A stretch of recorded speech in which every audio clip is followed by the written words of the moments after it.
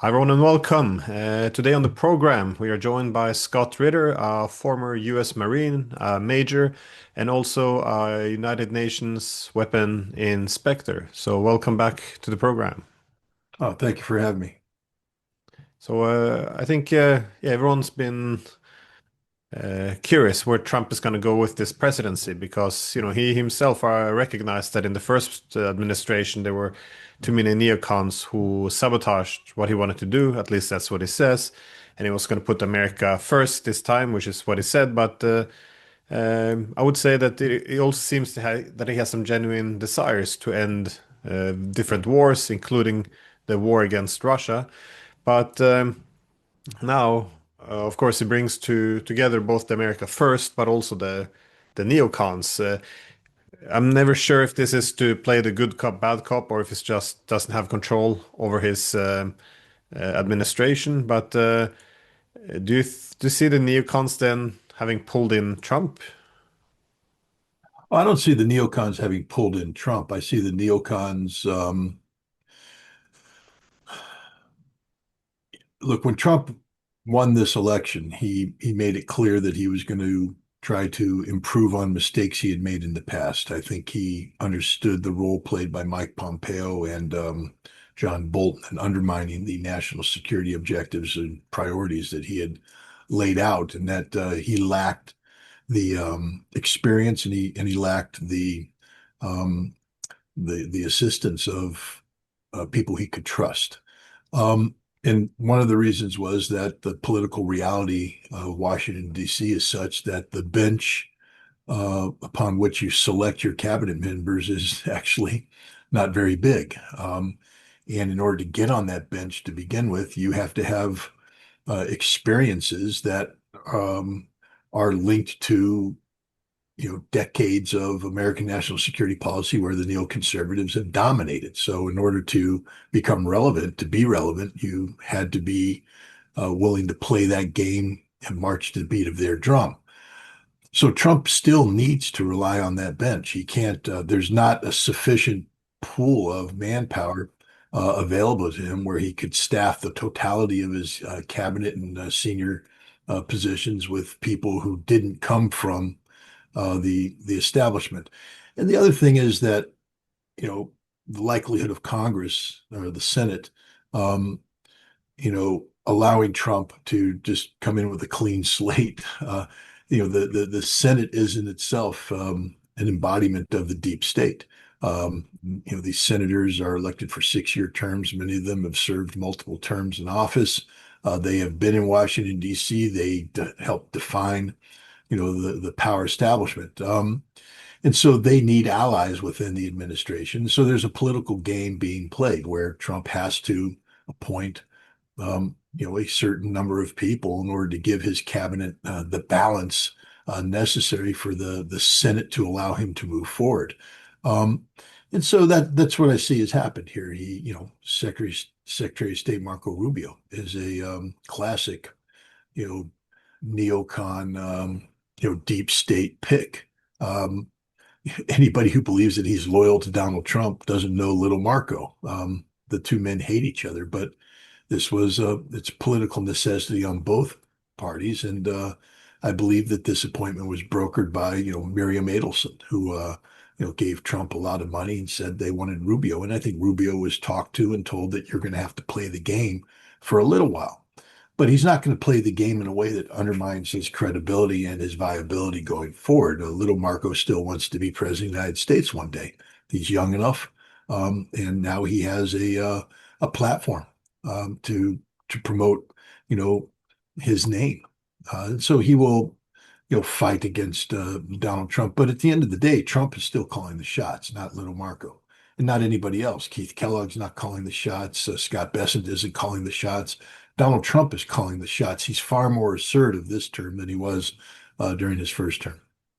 Yeah, that is true. But I often think about this one interview you've probably seen with Putin, where he sits down, because of his 25 years as a president, he's seen all this president come and go, and he said that a lot of them come with the genuine ambition to change, but then, as he said, the people come in dark suits and tell the new president how it really is, and it changes, and It reminds me a bit about what Milton Friedman called the tyranny of the status quo. That is, if you want to have a real change in government, you have to do it within the first few weeks. Otherwise, you get captured by the permanent bureaucracy or the deep state, as it's also called. But in terms of the peace negotiations between the United States and Russia, as yeah, I guess the two largest participants in this conflict, do you think Trump understands the concerns of the Russians? Because yeah, when again, it's very hard to read the Trump. Uh, yeah, well, first of all, let's start off with that reality. It's very hard to read Trump. So anybody who thinks that they have the perfect insight, I mean, it's always dangerous doing these interviews like this because you ask a very good question, but Well, it requires me to commit to an answer that yeah. then is subjected to very close scrutiny um, over the course of time. And normally, when I answer a question like this, it's my answer is based upon experience and patterns of behavior, predictable patterns of behavior, so that if I see a pattern, I can project that pattern into the future and say, I have good reason to believe that this is a probable course of action. With Donald Trump, there is no predictable pattern of behavior. So this is always risky. I'm going to answer the question. I just wanted to, say how difficult these kind of questions are about Donald Trump because we just don't know. Um, I think Trump fully understands the Russian position because he's had three conversations with Vladimir Putin, the most important of which was the last one, in which I think if we ever get the complete transcript, I think Vladimir Putin laid out in no uncertain terms what the Russian position is because you saw a modification of Trump's behavior in the aftermath of that phone call, um, where he made certain statements such as Russia will win this war. I mean, that's an assertion of fact that you don't normally hear come from the White House. I think Joe Biden was that Russia is losing this war and Russia will never be allowed to win this war, and Trump has said Russia will win this war. And I think the implication is no matter what we do, Russia is going to win this war.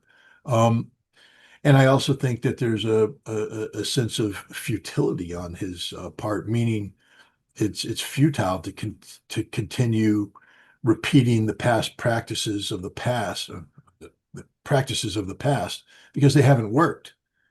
Sanctions, right now you have Congress getting ready to, go forward with sanctions. It won't work. I mean, these sanctions will require the United States to make um, decisions regarding the imposition of secondary sanctions against people we want to be our allies. India, we would expect India to stop buying Russian oil at a time when India has bought more Russian oil than they ever have before. Um, China, I don't think the Chinese would even entertain a phone call from the United States about behavioral modification when it comes to Russia. And so, Trump is looking at, a Congress that's trapped in, the past decades um, and has to reflect upon Europe and European decisions with the 17th tranche of sanctions have been passed. So pathetic that, normally Vladimir Putin is very controlled with his words, called them idiots. In a contest of idiots, they would take second place. I mean, good sense of humor, but language you don't normally get from the Russian president, but he's very frustrated with the stupidity of Europe. And Donald Trump, I think, recognizes the impotence of Europe, um, and also recognizes his strategic vision of disentanglement from Europe. So I think Trump gets it 100%. The problem is his team isn't on the same page. At the same time, when Trump is, making, assertions of, the inevitability of Russian victory, you have Marco Rubio testifying before the United States Congress saying that Russia won't be able to achieve its goals. Um, I mean, this is a disconnect. Does the Secretary of State make declaratory policy, or does the President of the United States? And whose voice should have more weight. This is the disconnect. You have Keith Kellogg, who's literally off in la la land with the things that he's talking about, totally disconnected from the policy direction that Donald Trump appears to have taken. Even J.D. Vance is, you know, offbeat, saying things, um, at a time, at least Marco Rubio, when cornered by Congress, I think it was Bill Keating, asked him, is President Putin a war criminal? Understood that you can't answer that question, no matter how you feel, because of the need to um, keep the potential of dialogue and discussion open.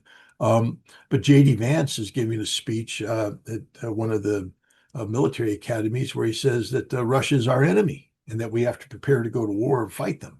Um, Not really the speech that should be given right about now. If your policy direction is that of peace, there's a lot of confusion in the Trump administration. And a lot of the confusion comes from the fact that Donald Trump himself seems to be, altering direction every other week. Who knows what he's going to say? And one of the big unknowns, one of the reasons why it's so difficult to forecast Trump, is that a lot of what drives him is ego and how his ego is being massaged at a particular time, a given day, in a given week. Vladimir Putin had a 2-hour phone call that made Donald Trump feel pretty darn good. But the the benefits of that massage quickly dissipate over time, and now we have different people whispering in Trump's ears. And will he, he doesn't have the foundation of fact-based knowledge about Russia um, that is needed to sustain a position over time, and so he is now a victim to that which is whispered in his ear. And I'm afraid that this time next week somebody will be able to whisper something in his ear that gets him to say something completely different. And you see the Russians; they appear not to care. I mean, I'm sure you'll ask about this, but between Lavrov and Putin and Medinsky and the whole crew, Russia's all in for the strategic defeat of Ukraine.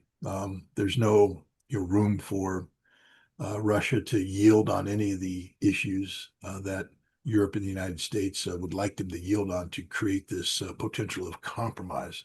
I don't think there's any compromise in Russia. I think this is going to finish with Ukraine being compelled to accept unconditional terms of surrender. Yeah, I picked up on that.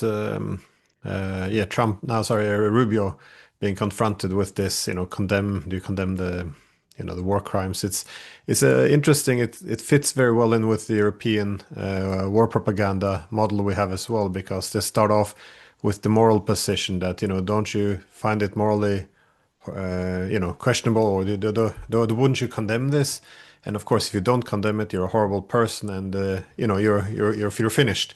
So you're not Right. relevant anymore. And if you do recognize it, which is required to be relevant, then you locked yourself in, because if you're essentially buying into the narrative that we're fighting Hitler, then we can't anymore have any compromise. We can't have any talks. There's no dialogue to be had, no diplomacy, and the only path forward is then war, more weapons. And this is how we ended up essentially banning political dissent across Europe. But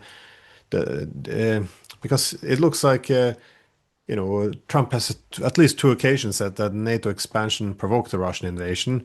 Yeah. He, he which is important, because you have to recognize the concern of the other guy if you actually want to find alleviate this security concern and find peace. And he also recognized that the Russians are, as I said, winning the war, and they're holding all the cards.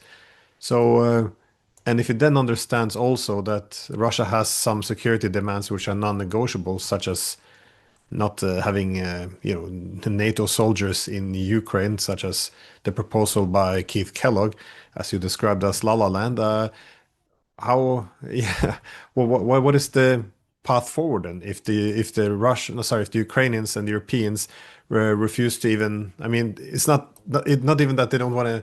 At least the Ukrainians talking now. The Europeans, they still don't want to even pick up their phone. So when America says it will either need a negotiated settlement now or walk away.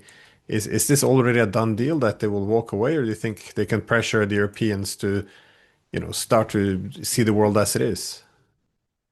Well, let's understand that walking away will hurt Europe more than it'll hurt Russia. Um, that Trump's walking away isn't that he's walking away from Russia into the arms of Europe, where he will, double down on NATO's viability, increase the number of American forces deployed, supply endless, you know, tranches of weaponry to Ukraine to empower them to somehow defeat the Russian threat. Walking away means he just simply walks away and leaves Russia to its own devices. Um, but I think that there's a different strategy. I do think at the end of the day, the United States will walk away, but they may actually walk toward Russia.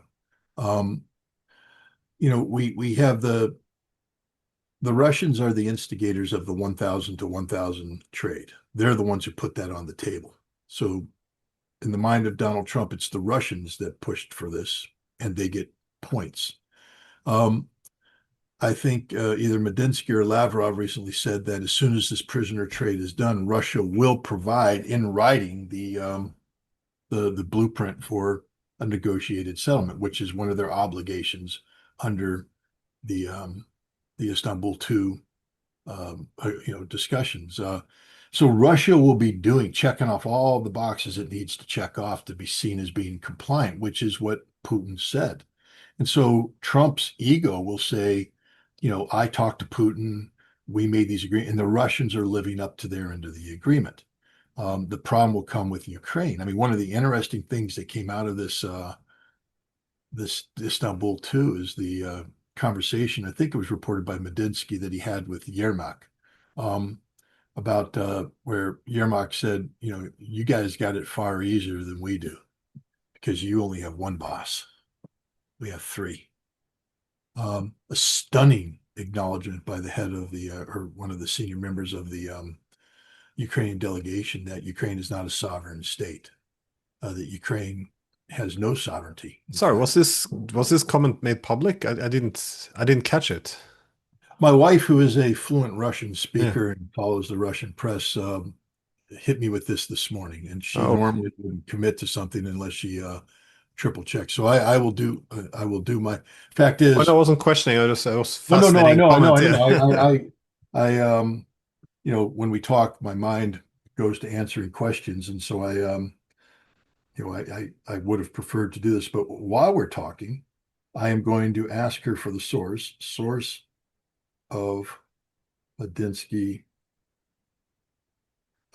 Medinsky. Well, I've heard similar comments coming from others, such as the former advisor of Zelensky, Arostovich. He made it point before that Right. the countries who didn't let us have peace, in first But the rest of it Istanbul, wasn't still sitting at won't the let us have peace negotiation. today. So yeah. But he wasn't at the negotiation. This is a senior negotiator of the Ukrainian side acknowledging to the Russians, we have no sovereignty. And that means that there won't be any peace. I think that's the reason why there won't be a peace plan is because can't, Ukraine doesn't represent itself. And there are other interests. Remember, the European interest in Ukraine isn't a free and sovereign democratic Ukraine. It's to use Ukraine as a proxy to um, defeat Russia. And that was also the American goal and objective. So nobody cares about Ukraine. Nobody, not even the Ukrainians, because the Ukrainians can't speak for a single voice. This is why a peace process is doomed, because to have peace, both sides have to be interested in peace.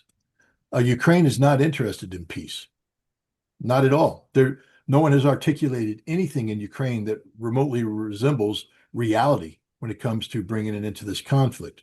Ukraine lives in a fantasy land, whether it's a drug-induced fantasy land in Bankova Street in the mind of the president, or ideologically driven fantasy in the minds of the nationalists that he surrounded himself with. The bottom line is there's no reality from a policy perspective coming out of Kiev. And as long as that's the case, then Russia has no choice but to continue to press forward. And from what I'm seeing, they are every day the situation just gets much worse for the Ukrainians on the battlefield. And now Russia has made a decision, Vladimir Putin, that in addition to the threats made about the four oblasts, Odessa, Nikolaev, Dnipropetrovsk, and Kharkov, becoming part of Novorossiya, Putin has said, yeah, we're going to take three additional oblasts, maybe not to incorporate them, but they will become a buffer zone.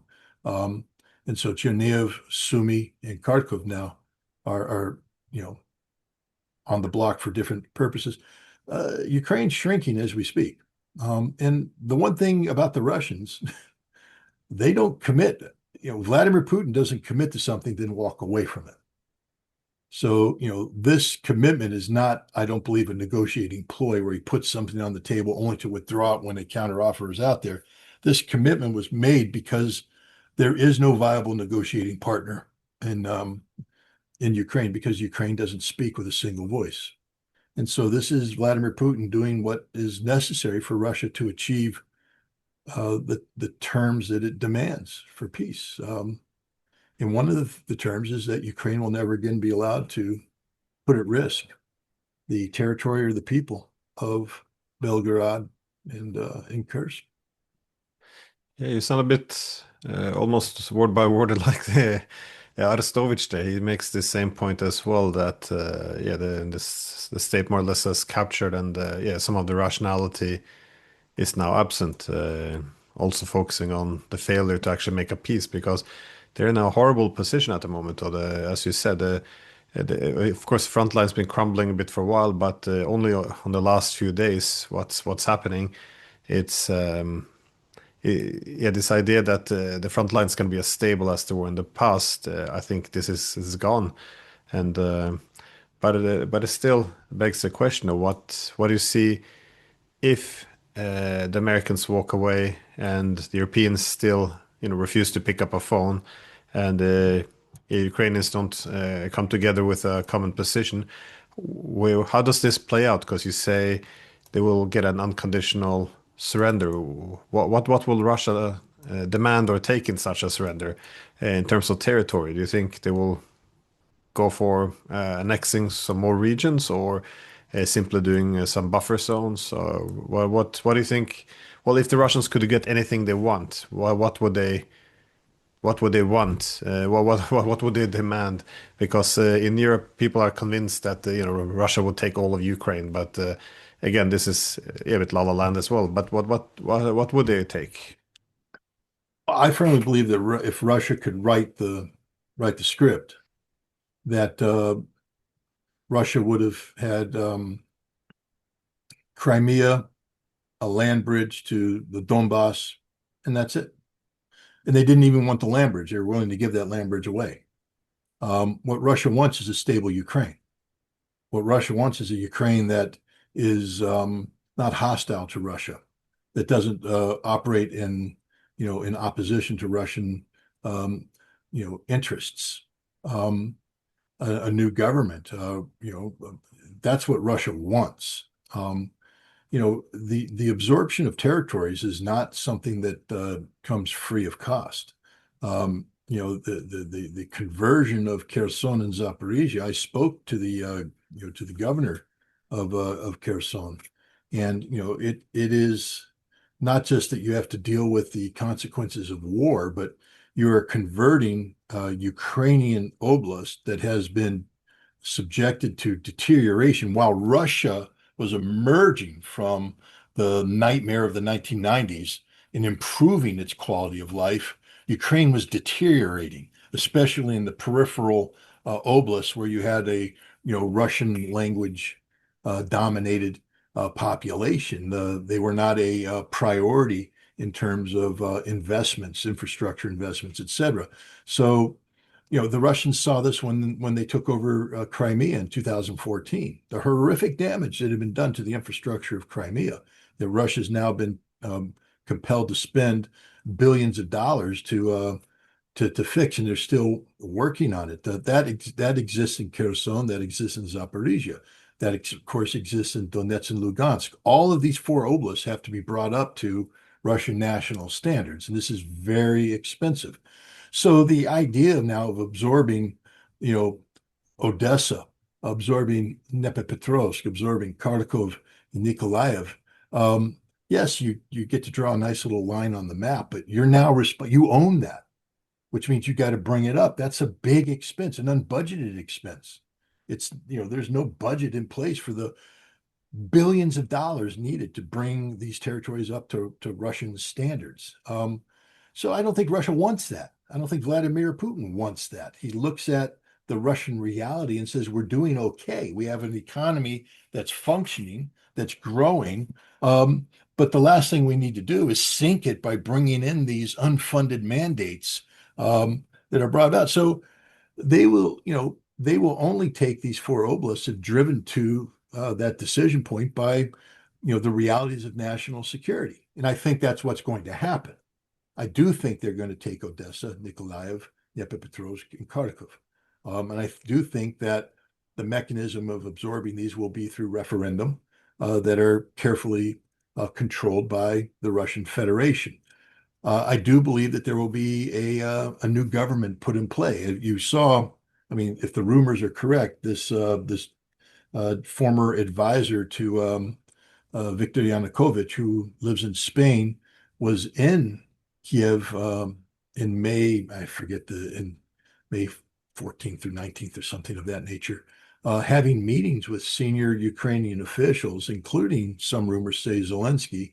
Um, and these meetings were at the behest of the Russian government, saying this is what needs to happen in terms of the transition away from a Zelensky government to a government acceptable to Russia, not only to bring about the end of the conflict, but to rule Ukraine in a post-conflict environment. It won't be this government. It will be something different because that's part and parcel of the process of denazification, is to eliminate these nationalists and to rewrite the Ukrainian constitution in a way that's favorable to Russia, that meets the Russian demands.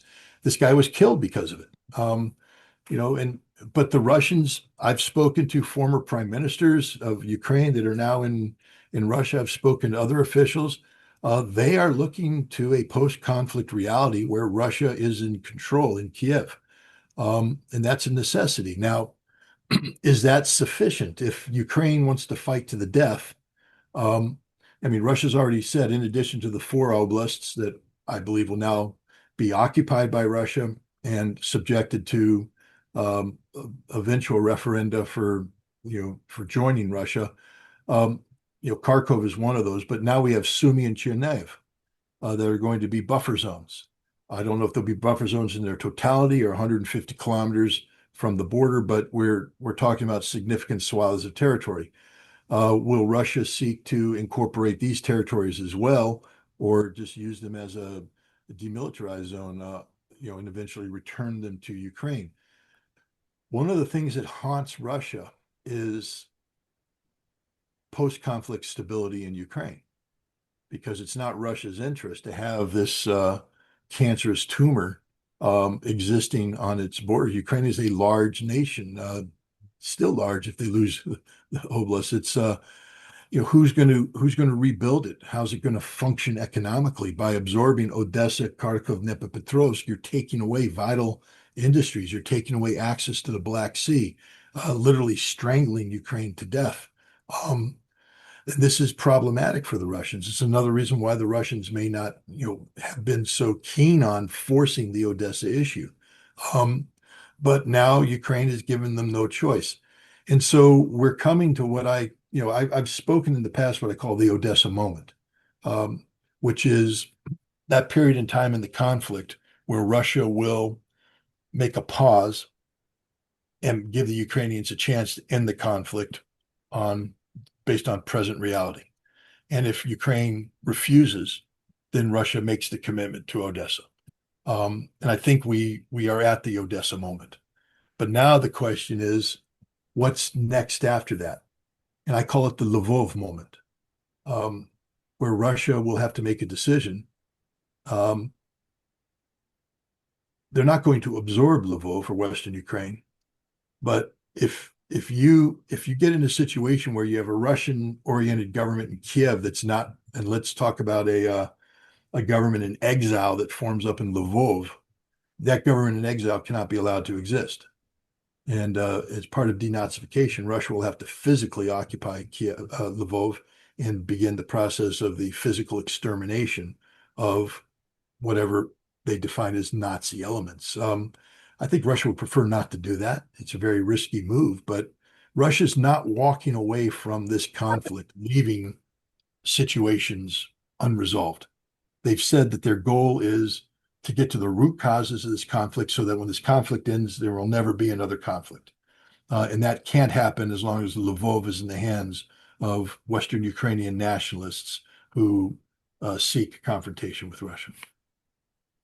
Yeah, I heard talk of this as well from Russia, the idea that now that it becomes very evident that they will win the war, that there's also need to win the peace. That is, which presents a dilemma because if some of this more of these territories were under Russian control, I guess the benefit for the Russians, they would have this clear buffer. Also, they would prevent a lot of territories from being used by hostile powers in the future, using Ukraine as a proxy, that is.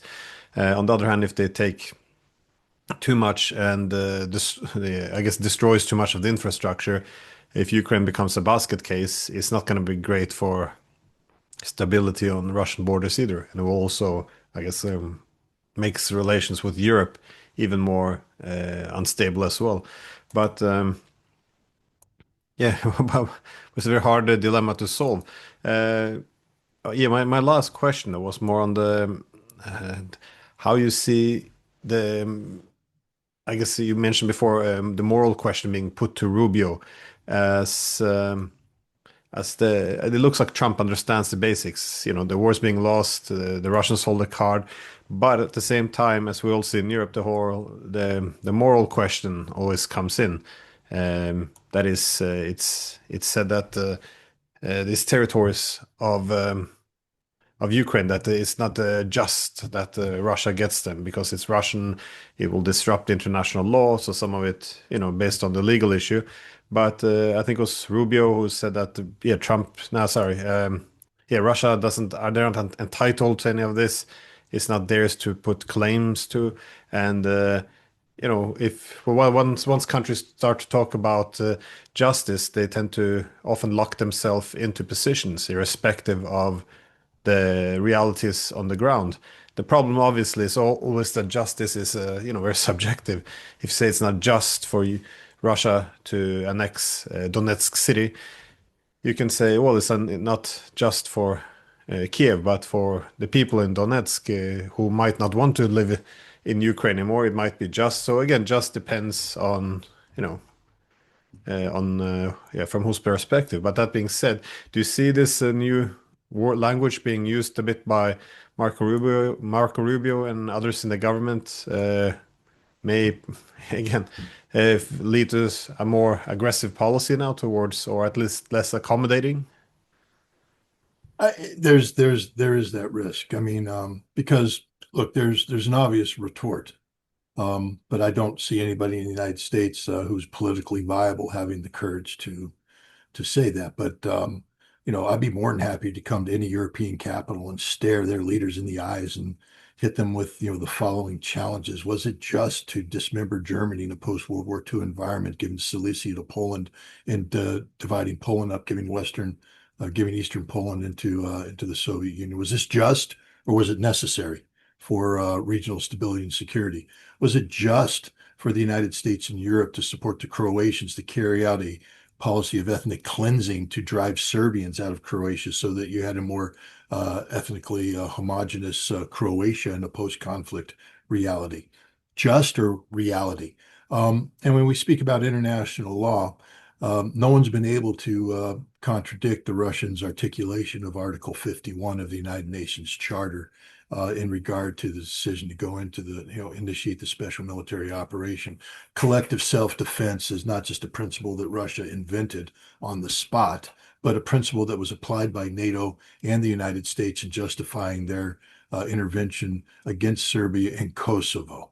So the West literally has no grounds. Then I would confront Marco Rubio about what his stance on the Golan Heights and why the United States allows Israel to annex the Golan Heights and feels that this is justified because it was the fruit of war, because continued possession of the Golan Heights by the Syrians represented an existential threat to Israel, and Israel had no choice but to do this. Then that same logic clearly applies to everything that Russia is doing. And the final thing is Russia didn't start this conflict. And I will confront every single member of Europe Europe and every European government and the United States about the true history of their respective involvement in Ukraine. Uncomfortable history that they don't necessarily want us to get into. But I would like to know what their involvement was in the 2004, 2005 color revolution in Kiev, because that didn't happen by itself. I'd like to know about the European money that went in to facilitate the rise of Yushchenko and the Ukrainian nationalists. I'd like to know about the role of the CIA, which had a relationship with Ukrainian nationalists dating back to 1948, um, and continued nonstop until 1990 when it was transferred over to various non-governmental organizations funded by USAID and the National Endowment for Democracy. The German Marshall Fund. I'd like to get into every one of the funds that the Europeans operate on. The bottom line is this war is a war that Europe and the United States were looking for. Europe doesn't talk about the role they played in the training of Ukrainian forces from 2015 onward. What was the purpose of that training, Europe? What did you train them to do? At least the U.S. Army is honest enough to have put out a slide that says we train a battalion of Ukrainian forces every 55 days here in the West to go east to fight the Russians and liberate the Donbass. At least we were honest about that. Europe is incapable of being honest about what they were doing, but we know what their intention was, and we know what their intention is to this date. So for Europe to pretend or articulate in any way, shape, and form that this war was started by Russia, when Russia is the only party that has consistently sought an off-ramp from conflict, is absurd in the extreme and insulting. But as you said, the current political reality is such that nobody will survive politically, even if they speak truth to power. And right now, we don't have anybody in the United States capable of standing up to Marco Rubio during his congressional testimony. And there certainly isn't anybody who is politically viable at the moment who is willing to stand up to the European driven narrative that Russia is to blame for this conflict. Russia didn't start this war, but you know what? Russia's going to finish this war on their terms. So yeah, just to finish, then you don't see a political settlement being possible. This will be ending with a Russian victory and a surrender on the Ukrainian side. Yeah, and I also see that the Russians are, again, the only thing more dangerous than trying to forecast Donald Sorry, I Trump's, keep asking you for forecast. I apologize. you know, It's always not a great, is yeah. is putting myself in the shoes of the Russian government, which I can't do. I mean, I can't speak for them, but I will say this: having studied um, Russia, the Soviet Union, and while I can't claim expertise, I always hesitate to use that term. I can complain. I can't say competence in discussing matters pertaining to Russian foreign policy and national security policy. I think the Russians are looking at Europe right now as a region, Western Europe, as Europe in its totality, I guess, as a region in transition. And so normally when you make policy, you want known knowns, you want quantifiables. Uh, as Anatoly Antonov, the former ambassador of Russia to the United States, told me several times, predictability is one of the essential elements. It doesn't matter that the person is for you or against you. What matters most is predictability so that you can create policy that's consistent over time. Um, so I think when the Russians, when they're looking for predictability, the predictability trajectory of Europe is one of decline and one of growing impotence. So for Russia, for instance, to say we're going to predicate where we want to be in 2 years based upon um, declaratory policy of Europe today, where they speak of spending 800 billion euro on rebuilding the army and doing this, that, and the other thing. I mean, even the Germans, putting the 45th, armored brigade in Vilnius in Lithuania. I mean, you know, you had to read carefully to realize they said it's a virtual brigade because it doesn't exist yet. It may come into power, into being 2027 or 2029 or 2030. We don't know if it ever will. It's a virtual brigade. It doesn't really exist. But this is the thing.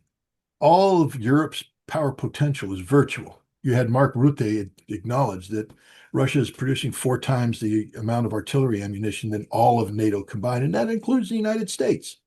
That's because the Russian defense industry is, mobilized far more efficiently than Europe, and Europe can't catch up. They're incapable of catching up. this is all wishful thinking on their part. The concept of harnessing their industrial potential and matching it with um, the support of the people, because that's an important element that's missing. In fact, it is the fatal element in the European vision, because as we speak, we see forces of transition. I mean, yes, the European centrists were able to, I believe, manipulate the election in Romania to ensure that their person stayed in power. But how much longer is that going to be the case in Poland? We now have a runoff election on June 1st for the presidency, in which a Trump-like figure, a conservative historian, may in fact win out against Donald Tusk's, handpicked person for prime minister. In Portugal, was the Chigar party has surged now to have 58 seats in the parliament. And as we watch the Portuguese replicate the political failure of the rest of Europe, they can't keep a government in place. What, they had a socialist government elected in 2022. It fell, replaced by centrists in 2024, who collapsed under pressure from the socialists for this election today, where they've won, but they don't have a majority. But meanwhile, the right-wing party surges. In France, Marine Le Pen could play a very important, her party could be a very important factor in, changing French politics. Keir Starmer is not uh, you know, a solid foundation of political stability. The AfD, the crisis that may arise if Germany feels compelled to ban them. So from a Russian perspective, you can't build policy based upon statements being made by a European entity that lacks any sort of political stability. And if you are projecting trajectories, the trajectories show that it's the charge of the right brigades, if you want to say so, the political right moving to harness political dominance in Europe. And if that's the case, then it's a safe bet for Russia to say that as long as they are balanced in their approach, that by the time Russia's ready to dictate terms of surrender to Ukraine, Europe will be in a position to accept the inevitability of that outcome, that the people today that are promoting a trajectory of confrontation with Russia will no longer be in political power and no longer have the ability to promote these policies, and they'll be replaced by other people who are more accepting of a Russian reality. Again, Russia has to play this carefully. Russia can't overplay its cards. First of all, Russia's not in a position to. We're talking about the inevitability of Russian victory, but it's still going to require Russia to very carefully manage its economic resources and manage its domestic political environment. Right now, Vladimir Putin benefits from a political environment that has 50 to 60,000 Russians volunteering every month to join the military. But, politics is fickle, and you make the wrong decision, you get a chain reaction of events that create a negative environment inside Russia, and you could see that political support collapse. You could see the economy fall apart, and you have a different reality. So Russia has to manage this very, very carefully, and I see the Russians doing just that, which is why I don't think we're going to see dramatic um, you know, changes. I think we're going to see pressure. I do think the only point of drama will come, I think, with the military collapse of Ukraine.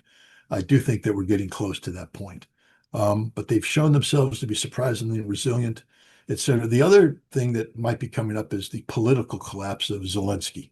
What will replace him, I don't know. But the Russians are betting on his political collapse and the creation of a vacuum that will enable them. Right now, they're insisting that there be, as part of the preconditions of peace, that there be elections in Ukraine.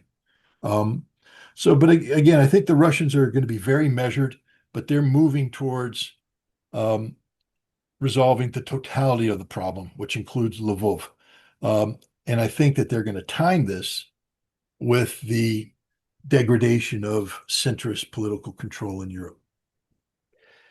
Well, you're certainly very correct about the resilience of the Ukrainians. I mean, even now there's a lot of cracks appearing. The Kupiansk is looks like it's being caught in a pincer.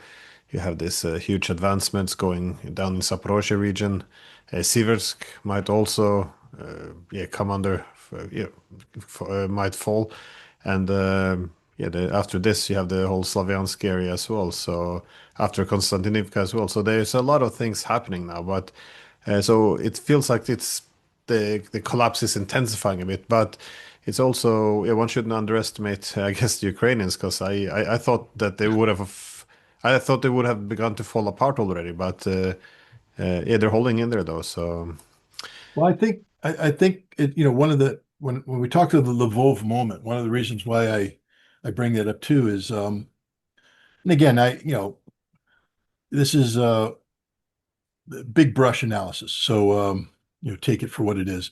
But the population of Ukraine in 2022 was what 44.8 million, something of that nature.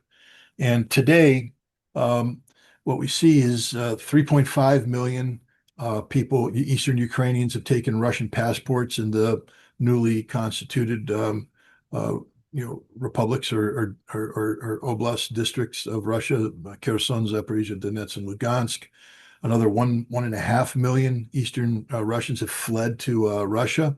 Um, Between 6 and 8 million have fled to Europe and live in refugee status. And so the population of Ukraine is down to around 33 million. Um, that from a political demographic standpoint, that means that the whatever, you know, when you looked at the totality of Ukraine in 2022, you could say that the political center of gravity was in Kiev. But now with the dilution of the demographics, with the Eastern Ukrainians, the Russian speakers fleeing or taking Russian passports, the political center of gravity has shifted to Lvov. And these are hardliners. These are um, in many cases fanatics. And I think that that contributes to the resilience, and that because Ukraine in many ways is redefining itself as a nation, a national entity. And so, whatever political dynamic existed in the past, it doesn't exist today. I think there's part of this resilience comes from the fact that we're dealing with genuine fanatics who will not accept surrender as an option, and many of whom are willing to die before they surrender. and well, yeah, it was supposed to be my last question, but sorry. Do you think they will take Kiev? I mean, it seems like a bridge too far, but again, beyond power interest, it seems to have a very significant role in the whole national identity as, the mother of all Russian cities and all. Do you see this? What I see happening is I see the collapse of the Zelensky government, and I see a Ukrainian government taking control that will do the bidding of Russia. So you don't need to physically take Kiev. What I see happening is that politically it'll become aligned, and that you won't have Russian troops occupying Kiev, but you'll have Kiev um, becoming, I think you'll see a change in the security apparatus, a change in. I don't think any streets will be named Stepan Bandera Boulevard anymore. And but I don't see Russia physically occupying Kiev. No, not. I don't see Russia taking Kiev like the Battle of Berlin. If Russia comes into Kiev, I see it to be sort of symbolic after a political change. But no, that I don't think there's going to be a Battle of Kiev. Anyways, yeah, I had like three, four last questions, so I will leave it there. Scott Ritter, thank you so much for your time. I appreciate it. Thanks for having me.